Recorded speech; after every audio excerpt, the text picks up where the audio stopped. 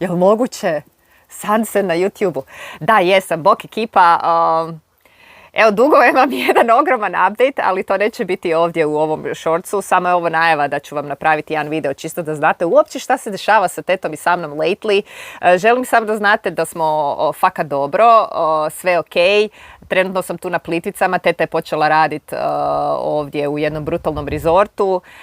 Ja hopam između Zagreba i između Plitvica. Isto sam počela početkom godine raditi, ali odlučila sam isto da će biti malo više tog kontenta tu na YouTube-u, čisto da onak se malo družimo. Eto, ako ništa drugo, barem kroz videe.